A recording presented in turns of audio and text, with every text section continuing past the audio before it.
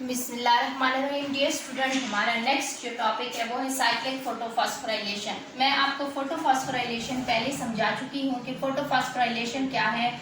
It is the production of ATP in the light reaction. ठीक है, it is called photophosphorylation. मैंने फिर आपको ये भी समझाया था कि फोटोफॉस्फोराइलेशन दो किस्म की होती है, एक नॉन साइक्लिक फोटोफॉस्फोराइलेशन होती है, एक साइक्लिक होती है।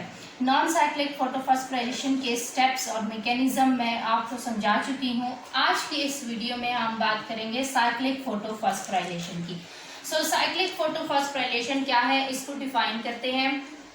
It is a type of photophosphorylation in which the excited electron, after leaving the photosystem, came back to its specific photosystem.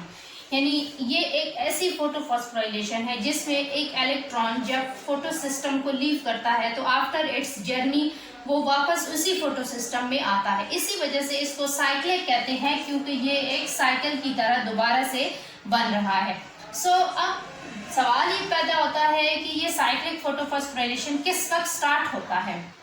Basically जब NADPH का लेवल राइज होता है और ATP की डिफिशिएंसी क्रिएट होती है तो automatically non cyclic photophosphorylation change हो जाता है साइक्लिक फोटोफॉस्फोराइलेशन में। ठीक है, जब ATP का लेवल जो है वो नॉर्मल पे आ जाता है, यानी ATP का लेवल जितनी रिक्वायरमेंट होती है उसके बराबर आ जाता है, तो फिर से साइक्लिक फोटोफॉस्फोराइलेशन जो है वो स्टॉप हो जाता है।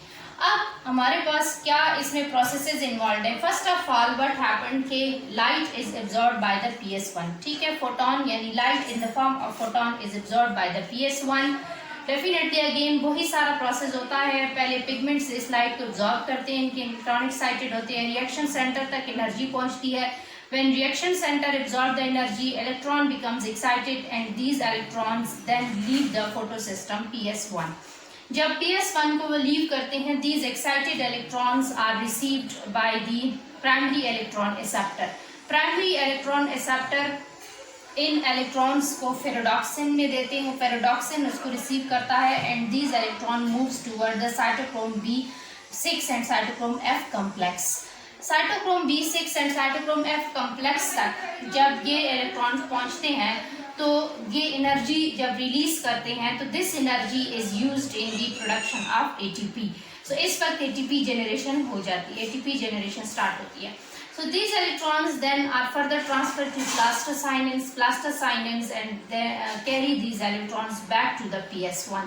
आपने देखा कि इस केस में जब PS1 से इलेक्ट्रॉन निकले थे तो सेम वही प्रोसेस जो है सारी जर्नी को करने के बाद भी वो वापस उसी PS1 के पास आ गए। इस वजह से इसको साइक्लिक फोटोफॉस्फोराइलेशन कहते हैं।